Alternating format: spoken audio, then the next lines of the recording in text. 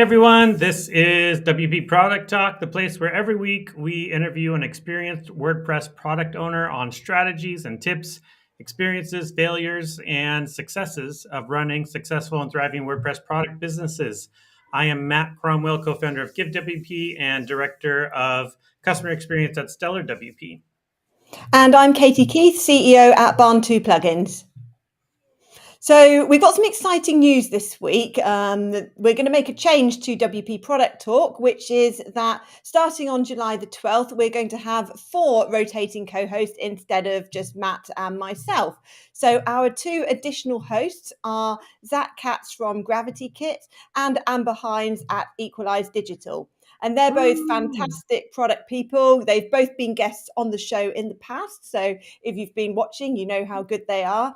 And we're really excited that they'll bring additional insights and share their experiences. So there'll be a different combination. There'll be 2 hosts each time plus a guest, just like you're used to. But we'll rotate between the 4 of us so you get those additional perspectives. Yeah, I'm really excited. I was really happy that they were both open and interested. And excited to mix things up, make things interesting for folks. Yeah. And with that in mind, today's topic is pricing for the right audience. Not just pricing, but making sure that you're actually setting your pricing in a way that matters to the people you're trying to sell to specifically. Yeah, and this is a great topic because customers will only buy your product if the pricing is right, but it's surprisingly hard to get that pricing right. Absolutely. And today, for this, we're bringing on a person I've got to know a little bit over the last couple of years, who I'm excited to have here, Hans Skillrud. Hans, welcome. Thanks for having me. Yeah. Can you give a short little intro to who you are and what you do? Yeah, my name is Hans Skillrud. I'm one of the co-founders of Termageddon. Termageddon is an auto-updating website policy solution. So we provide privacy policies, terms, cookie policies, consent solutions, all the things that we know everyone loves about websites and can't wait to get involved in. So we have been known to provide a little bit more of a more boring kind of topic as it relates to websites, but you know, the fact is regulations are entering our space, and we as website owners have an opportunity to respect people's privacy rights by providing them the disclosures we're required to provide them. Yep, absolutely. Nice. Well, thanks so much for being here. On this subject in particular, when you and I first started chatting, I was definitely interested in the privacy rights stuff for sure. And your wife, Donata, does a great job as a legal expert in the field, which is also cool that to have another WordPress product shop that is a married couple like Katie is as well. And the Colemans at Paid Memberships Pro. It's a unique thing. I think is cool. But one thing that stood out to me was the way in which you have monetized your product. And as we get into the first subject of why anybody should care about this subject at all, I'd love you to give us a little bit of context on how Termageddon is monetized. Yeah, absolutely. So we tried to make things as simple as possible for end consumers, where we just have one price point. It's $99 a year. Granted, July 1st, it's going to go to $119 a year. But this one price point covers a full set of policies for one website. We felt like that was very straightforward, and anyone could digest that pretty quickly, be like, okay, I get all the policies I need to comply for one price. And I think that's really resonated in our market because when doing our competitor research prior to starting Termageddon, it was quite clear that there was a lot of confusion with a lot of our competitors providing an array of price points that caused confusion. So point number 1 was, let's have crystal clear pricing. We don't try to upsell people on like a per privacy law basis or anything like that. You know, our mindset's you're either compliant or you're not. So let's give them a price point that people can just know this is what I'm going to pay. I'm not going to be upsold along the way, nothing like that. So that's how direct customers pay us. But really, I think what brought us to having me come on to the show was really our agency partner program. So as a former web designer who built many websites for clients, I would get asked the question all the time, you know, for my clients, what should I do for my website policies? And my immediate thought was, well, I'm not your attorney. I have no idea. Like, why are you asking me? You're a web designer.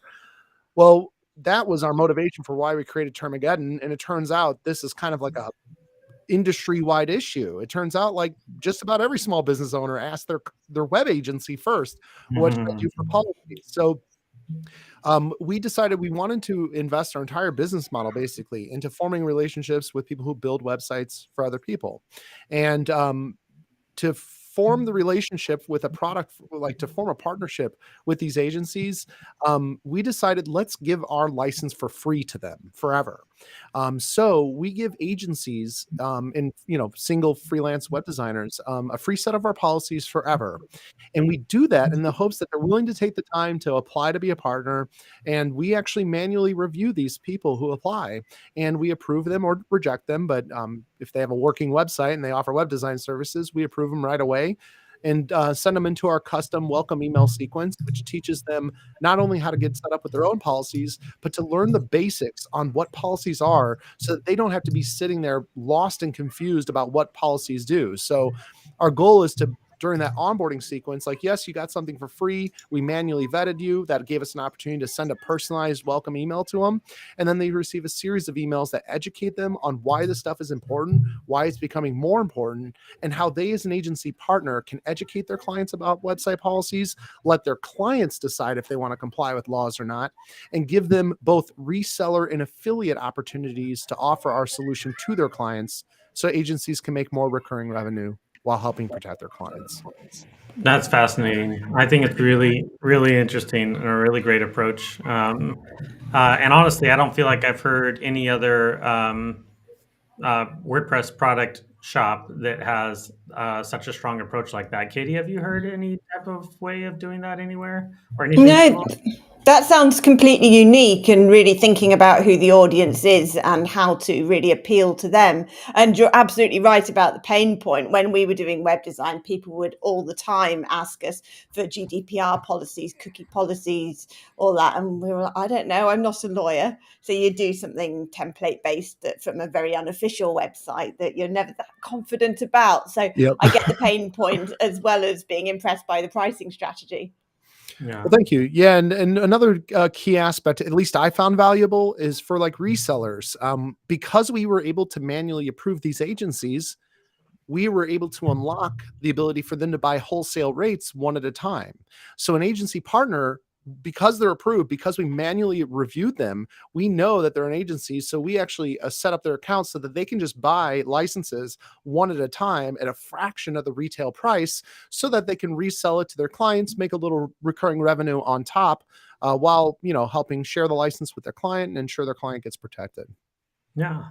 Do you feel like that has gone well for those clients? Are they actually turning a bit of a profit on that front, or do you get that kind of info? Actually, it's funny that you say that, Matt. I think last month we decided finally to like look into it a little bit, and I'm pleased to say that we found out that our agency partners are in total making over $1 million a year in recurring revenue from us. Oh, And that was like and it's quite a bit more than that, but it's not over 10. So like we only want to say the number, once we pass certain thresholds, but it's over $1 yeah, million a year in revenue, and I was quite astonished to see it myself. And I'm pumped. I yeah. don't think agencies are going to get rich off Termageddon, but I do think they're going to be making, I like to think of it as you kind of get like a 13th month of hosting and maintenance fees kind of with, Mhm. by offering a solution like Termageddon, because that's where it kind of lands at in terms of profitability. That's interesting. I think another one, like when I was also freelancing, building websites, the other one often got pegged with was SEO, and it's Yeah. like, can you make sure my website gets on the front page of blah blah blah? I'm like, I could try. That might be an interesting model for Yoast or Rank Math or those types of folks to think about as well. I don't know. Do you think that that would translate to other types of services or products at all, Hans? Yeah. So that's such a great call. I would build websites for clients, and right before site launch, they're like, oh yeah, we also want SEO. Like, it's like the 3 letters they know in the alphabet, and now all of a sudden they want it, and it's like, we've already budgeted for your website. We never set aside even a conversation to have about this. And so I can relate to that. And yeah, I would encourage, I feel like so many WordPress product owners want agencies to embrace their product. And I can't think of a better way than to offer it for free to them so they can tinker around with it and test it out and see if they like what they see. That ability has been very liberating for us because they get the free license, and they know they need it. Policies are always falling into that. I know I need it. Should I put in the time to get it kind of done? That's kind of the space we live in. And then they kind of learn about, okay, these are legal requirements. Like, we as professional agencies do need to educate our clients on this stuff so we can protect our own agency when building sites for clients. And once they kind of unlock that in their mind, like, oh yeah, I should probably get it documented that I told my clients it's their responsibility to comply with laws, not mine. That kind of messaging really resonates with them. And I think there's a lot of products in the space that could leverage a tool. And yeah, I guess when I kind of reflect and think about it, there's a company in Chicago called Trunk Club, which is a very fancy group of people that like will do your apparel shopping for you and will give you clothes. And I obviously did not accept, if you can't tell from my $10 Amazon shirt, but but I remember I had to apply to be like a member at Trunk Club. And I was like, okay, what's this all about? So I apply. And then like a day later, I got like a personalized response. And I'm like, this is interesting. Like, that's really cool. I really appreciated it. It felt like there's an actual human on the other side actually vetting me. And that's what we applied to Termageddon. We actually review your website. We actually do have thoughts about your dog, like head of marketing, and they have like a dog photo on their about page or something. Like, we like that stuff. We're people too. And it's just a great way to form a relationship and really build a true partnership, in my opinion. That could be relevant for all sorts of plugins or WordPress products. Anything that the agency is likely to use for multiple clients, you could have that relationship, give them free access for themselves or whatever, and then that would get that loyalty. So I think it does apply much more widely. Yeah, it gives you an opportunity as a business owner to form a relationship, and that relationship can do volumes for your work because you build that trust. And we're in a space where there's very little knowledge or a lot of confusion. So we can clarify things with them over a call or through email or things like that and get them confident, not only in how do I address these regulations as a web agency owner on an ongoing basis, but how do I also help my clients understand this? And for now, the communications we have, whether it be automated or just on a phone call, they seem to be going well. Nice. Well, let's jump into that's a lot of good context for what we want to talk about. We're talking about, broadly speaking, pricing for your audience in particular. And it sounds like, Hans, you really had web agencies in mind when it came to this partner program in particular. And we all have our target audience in mind. Without going too deep, we don't want to go into like why you need a target audience or things like that. But like once you have a target audience identified, how do you go about the question of like pricing? Why is this subject so important for WordPress product owners? Katie, I'd love for you to kick off. What do you think? Okay. For me, it's, you're right. You choose an audience and target your pricing at it. That's fine. But a lot of product companies have multiple audiences. So, for example, when we've surveyed our customers at Barn2, about half of them are individual website owners or WooCommerce store owners. The other half are web designers, agencies, that sort of thing, doing it on behalf of somebody else. So what audience do we target? We have two split audiences. So that makes a kind of dilemma with the pricing. And we've implemented various strategies for this, such as offering options, so different prices based on the number of sites. Obviously, agencies would be attracted to the higher sites with the discount per site, and also a choice of like lifetime and annual. Because another dilemma, if you have these kind of split audiences, is that some agencies, in my experience, have different approaches with regards to renewals. So some of them will, if they've got an ongoing relationship with their client, they're happy to pay that annual subscription on behalf of the client.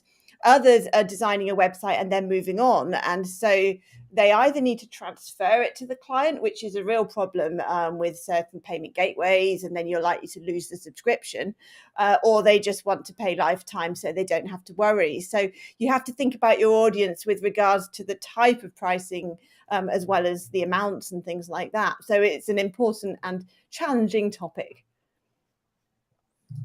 Absolutely. Hans, what's your take? Why is this such an important subject for any WordPress product owner? Well, piggybacking, off of what was just shared, I think knowing your audience is obviously important, and sure enough, we've seen the same thing. Agencies either have a very hands-on approach, which is I'll be your point of contact for all website related stuff, for which we created the reseller program where agencies can buy one at a time at wholesale rates. And then agencies that are like, I'm a very hands-off person, I need the client to pay. So we created the affiliate program where we pay recurring commissions for the lifetime of each referral.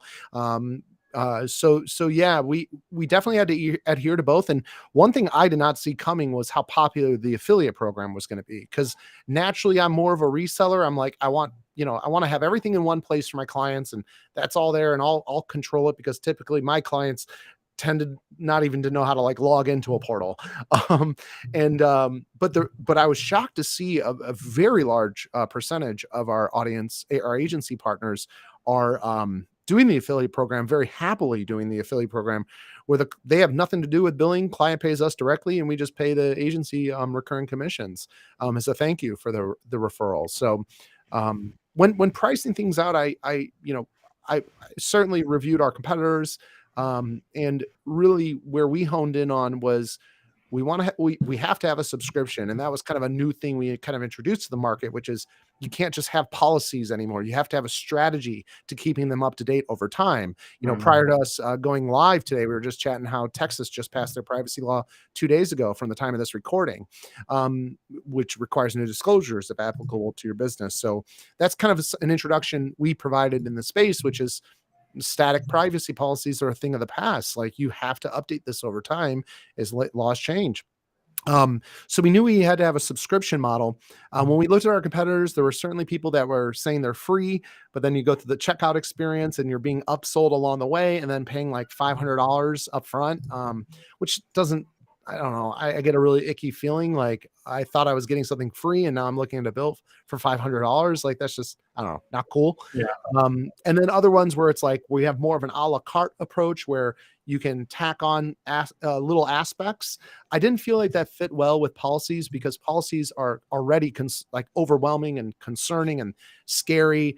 Why do we need to make pricing that as well? Like, let's make that the easy part, so that we can have them focused on, generating truly comprehensive policies for their business. Nice. Yeah. We landed on $99 a year because we felt like it was a price that we would be happy to do this service. And we felt like just about any small business website owner could afford it. And I know we're going to talk about failures later, but immediately thinks about a failure I think we did, which is that we have some billion-dollar businesses using us, but I think a lot of bigger businesses turn away thinking, okay, a company called Termageddon for $99 a year, there's no way they could fulfill my complex business. And unfortunately, I think we've missed a lot of business by not having a higher tier plan for companies making like over 25 million in revenue, for example. So I think maybe we'll address that one day, but for right now, we certainly love the simplicity of our price points. Nice. No, that's a really good point. Really interesting. I think from my perspective, why this subject is so important is because mostly from a business perspective, that you want to make sure that you find that right balance between what is your audience willing to pay and how profitable can you be. There's this spectrum at which at one point you just get just beyond where your audience is willing to pay, or you end up targeting only higher end customers, and then also the profitability, like you said, like, are we willing to do this at 99 a year? On the are we willing to do this side, for me, it's about your, what they say in the in the business COGS, your cost of goods sold. In a WordPress product business, the biggest cog that you're going to have is often technical support, quite honestly, because development is really classified differently. But technical support is your cost of goods sold. And for me, I've often had that line as well, is that I don't want to provide access to my team for less than 99 a year, generally speaking, because they're experts and they know what they're doing, and we provide really high quality support. So as much as possible, I want to try to get that up. At the same time, with Give in particular, we offer a spectrum of products. We have a whole bunch of add-ons, and you can buy them in bundles or plans. And so it's not only about thinking about the individual price of each individual add-on, which we do have a couple that are like $79, for example. And that does happen sometimes where somebody will get only that $79 add-on. And that to me is just a little bit of a discount. But as a whole, we're looking at our average job size. When currently right now, the Give WP average job size, which is essentially like the average amount that an individual customer will pay at the checkout for their entire checkout. Our average job size is currently 240. And on average, when I compare that with a lot of other WordPress products, we're on the higher end, definitely not the highest end, but most of them that I find tend to be around the like 115, 125, 150 maybe. Sometimes they're sub 100, and when they're sub 100, then I find that to be problematic. But average job size, I think, is a really significant one to be paying attention to, especially in light of your costs of goods sold, because you want to be able to find the right balance of like how many, if your cost of goods sold is primarily your technical support team, how many technical support tickets are you generating per sale? And then you start to see, well, how much does it actually cost me to sell this product? And that's like really, really, really nuts and bolts, practical, boring business language of why I think pricing is so important. I feel like that took a long time to get there, but No, that's great. It reminds me of, as an agency owner, I had to learn this the hard way. And we've seen the memes, probably we've all seen the memes where it's like an image and it says client budget and then another image and client expectations and like expectation, yeah. how much they differ. And what I would bet is, the more you lower your prices, the higher your technical support is going to increase, because from my experience, the people that are paying us our lowest monthly fee, they don't even do annual, they do monthly. They tend to have the highest expectations. They're basically asking us for legal advice at some points where we have to stop them and be like, we're not a legal service provider. We can't tell you what to do here. And so I would say, always people that race to the bottom, that I don't know.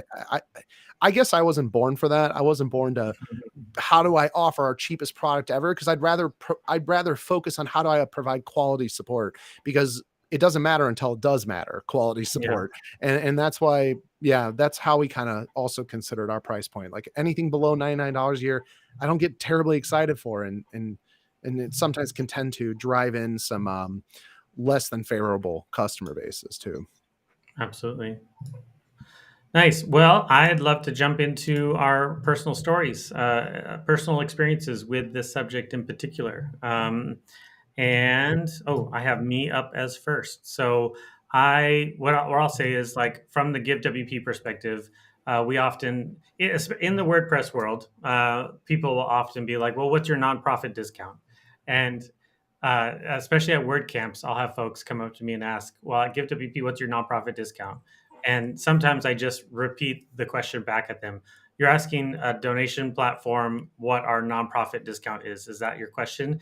And they went, well, I guess, I don't know. Like that, as soon as they hear it out loud back, they're like, I guess all of your customers are nonprofits. I'm like, we do target nonprofits. Like that's our target audience. Like we're trying to get them. So like, does that mean that everything is at a discount, or do I need to provide a nonprofit discount to our target audience?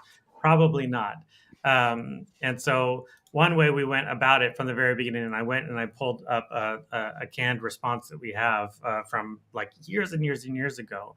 And one thing that we really try to do is just emphasize why our pricing is what it is. And we say really clearly, we know the pricing is important for you.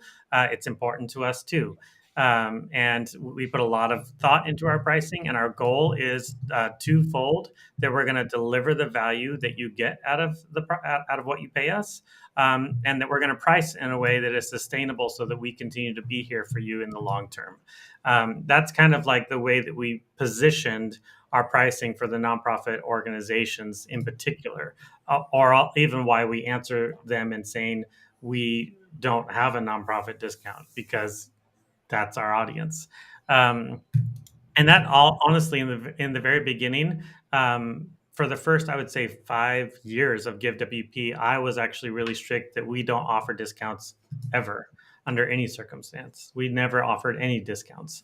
And it was because I wanted to say that this is the cost of the product. Things have changed a bit. We definitely have discounts now for sure, in different ways. But we also have increased our pricing over the years to make sure that there is a gap, or there is space for discounting. And that's really more of a marketing strategy than anything else. So that's part of it. Another big part, like everything I said earlier about like COGS and the average job size and all of that, really came about through our last big pricing experiment, which happened in 2021. End of 2021, we did a major revamp to our pricing strategy. And that was me just like digging in as deep as I could into the history of how often do people buy, and what is the average price point that they buy at? How many of the individual add-ons did we get compared to the plans or the bundles that we were selling? How often were we getting individual add-ons to upsell into plans, and all of that? And that type of deep dive research really is a lot more effective when you have several years of data, of course. But I think even for brand new folks who are maybe a year into it, it's worth looking at for sure. But it starts to make a lot more sense when you're at least 2 or 3 years in, I would say. Because in the course of 1 year, you're having to adjust for seasonality. You're having to adjust for all kinds of things. But the other really interesting experience I have recently is having a conversation with James Kemp from Iconic, who also has a product called Orderable. And he has a lot of folks who use Orderable are web agencies also. They serve delivery shops, like storefront shops that do delivery services in different ways, primarily food, restaurants, and things like that, but also flower shops and other things. And the request that a web agency that serves those customers will often have is whether or not they would white label the product. They want to kind of own that client as much as they possibly can.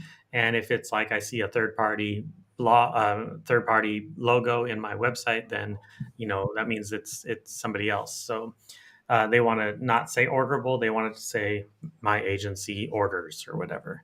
And the conversation there was mostly around like, well, how do we price that? And in my mind, the feedback that I gave was generally is that folks who want white labeled want essentially to be able to make money off of the product that you built.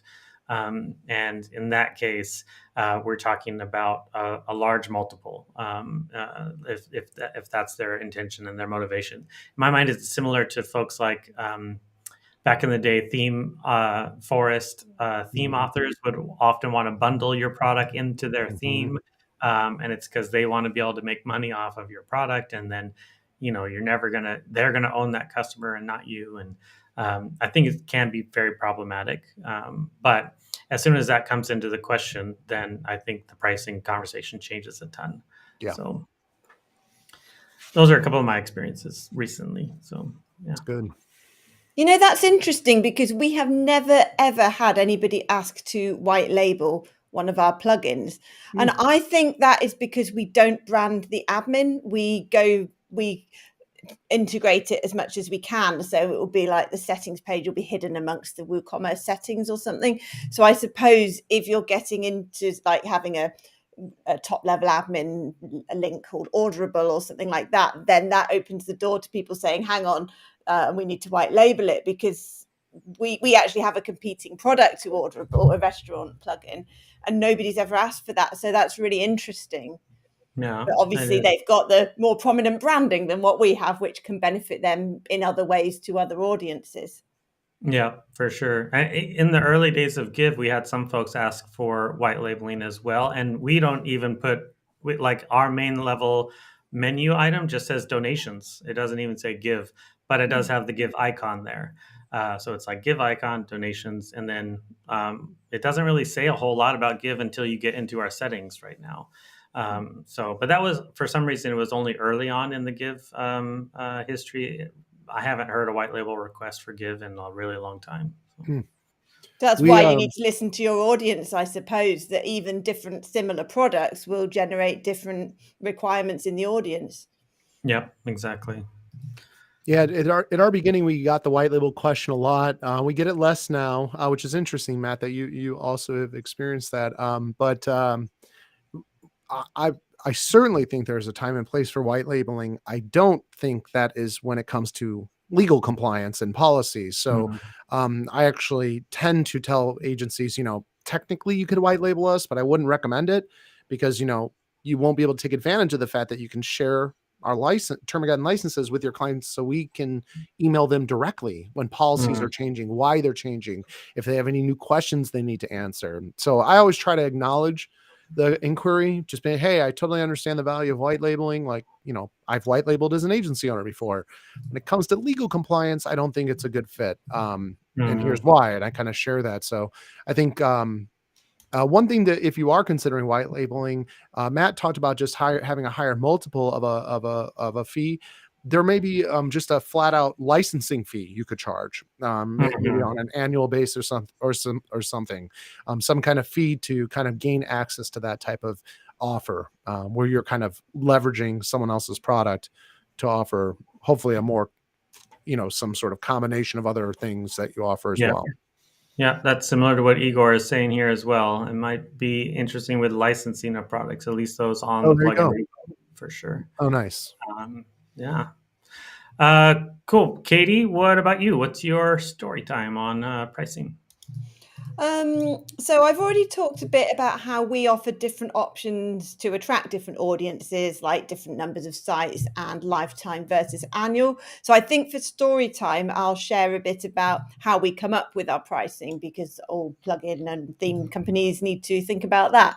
So we constantly evaluate our plugin and use an elastic pricing strategy where we look at the data every few months for every single product and the conversions and things like that over time, and make decisions to experiment and change.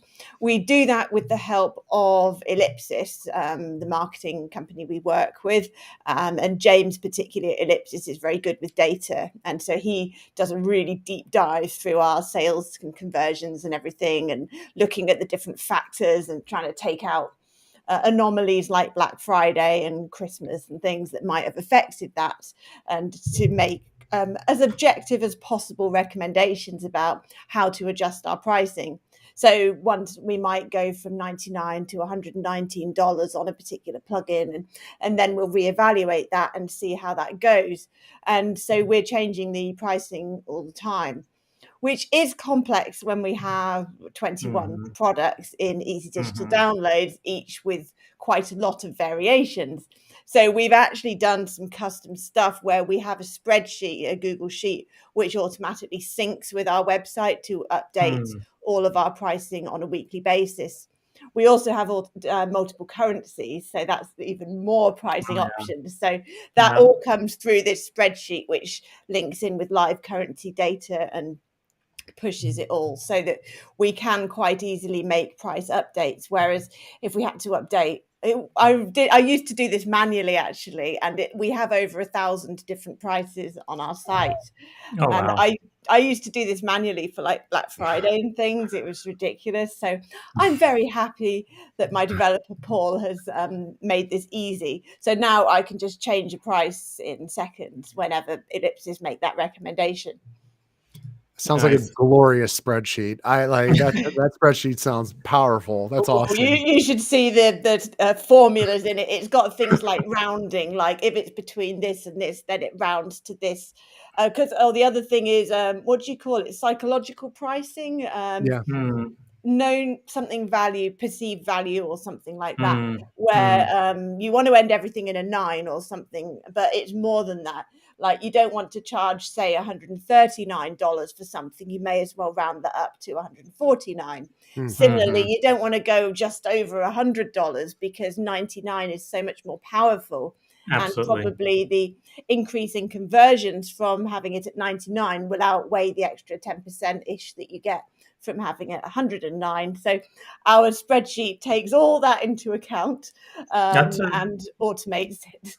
That's cool. I think all three of us share that. I don't want to speak for everybody, but I think we all have had conversations where we're passionate about spreadsheets one way or another, right? Yeah, for sure. The term I've used for that, or I've heard through from other folks too, is mental speed bumps. Like when you're looking at pricing, and if you see it as $69, like it probably doesn't really, it doesn't impact you if all of a sudden that was $99. You're like, that's in the range, it's still fine. But as soon as it was like $104, then you're like, I don't think it's worth it anymore. Mm. Like, and if it was $129, it wouldn't bother you if it was $149. But as soon as it's 157, then it all of a sudden is like, this doesn't make sense. Like it makes people start to think once you hit or go over that mental speed bump. That's a really good one, Katie. Good call out there. Igor has a question here too. I'm not totally sure. Let's see. He says how to tackle. Let me see. This might have context. A bit hard, I guess, unless it gets any complex support from the origin. I think this is still related to white labeling. Yep. In terms of like licensing and things like that. Okay. We talked about that earlier. Well, they can't get Um, support from the origin, can they? If they're white labeling, they've made a decision to be that point of contact exactly. for the Yeah. customer. Exactly. Yeah. And that's part of why I lean towards it having to be a pretty high multiple, because it really is like that. They start to take on the relationship with the customer or the client, and we don't have that relationship anymore. And that's one of the things I find most valuable in our business, is being able to have a relationship with our customers. So, cool. Story time. Hans, you're up next. Yeah. So I wanted to talk about just key metrics and what are some variables that have like kind of popped up over the years running the business. And the one that immediately came to mind was, I mentioned earlier, we give agencies a free license. Well, that agency is important to us. We really want to encourage them to start offering our solution to their clients. Otherwise, we don't make any money. So the key variable for us is how many agencies convert, meaning they resold or referred at least one client to us. And we have that number. I know it by heart. Let's just say it's 1 out of 5. 1 out of 5 agencies convert and they actually start generating revenue for us. Well, we know how much the average agency makes for us. So we actually can draw that all the way back to even a marketing budget, being like, okay, well, I can spend this much in ads to get this many agencies to get a free license, because I know in our example, 1 out of 5 of those will convert at an average amount of this. So that really connected the dots for us, and it allowed us to create quite impressive projections. And what I mean by impressive projections, I don't mean like we're going to go to the moon or anything like that. What I mean is stable. Like we can predict where we're going to be at financially over time, which is very exciting for any business. And that's been very beneficial for us. Knowing the conversion of how many agencies convert from free to paying us has been extremely beneficial, and it has allowed me to hire even an employee who oversees partnerships now with agencies, because Mm, I can manage that employee based on the historical. This is what we convert at value. So if he's doing better and we're converting even better, well, that's great. How can I reward that? For doing better than I was even able to do. However, if they do worse, we see that there's maybe opportunities for them to improve their work, and give them like critical feedback on how they can improve their work effort. So by having that number, knowing, okay, if we nurture them this way and do it this way, we can project out this way. It's just an extremely beneficial variable for us to work with when running our business. absolutely. Yeah, that's really good insight and metrics too. Um, Extending story time just a tad. Igor again has a good comment here. Anybody try anything with price anchoring? If folks aren't familiar, price anchoring, it's similar to what we were talking about a bit ago about mental speed bumps. It's like 99 is this anchor in our minds. And often you'll see it even, honestly, Awesome Motive has come under some negative criticism about this a little bit, in the sense that they'll often have an anchor price that's slashed, and then a discounted price. And it's like, it's actually not really discounted. It's that price is actually their real price all the time. But having that like 199 or that 99 there is like setting this, like, this is kind of the value of the product, and but we're going to give it to you at a discount. Any kind of experiments or experience with that at all, folks? Is that anchor pricing, or is that just illegal permanent discount? No, that I described it in the context. Anchor pricing is just like the idea that 99 is like an anchor that to weigh against. Uh, Igor again having a good comment, or having a three-table pricing structure is another good example, and having one that's called out as popular. So that's one thing that folks talk about sometimes. In my big pricing experiment where we went back, I definitely was experimenting with that, and we did have some pricing before that, in which I think one of our plans was like, one, we were experimenting with sevens. There was a while where folks thought sevens were really significant in pricing, and so we had like 127 was a price.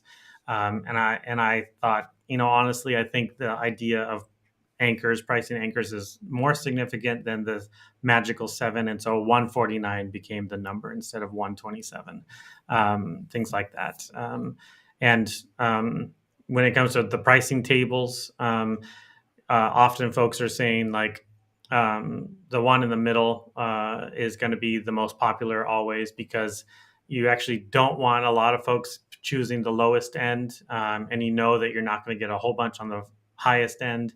And so this is what I want my average job size to be. So it's like 99 is like what you don't want, but you want to encourage the 199. And then you have another one that's like 499, and just having those kind of anchors there makes the people choose the middle one a lot more often than they normally would, honestly.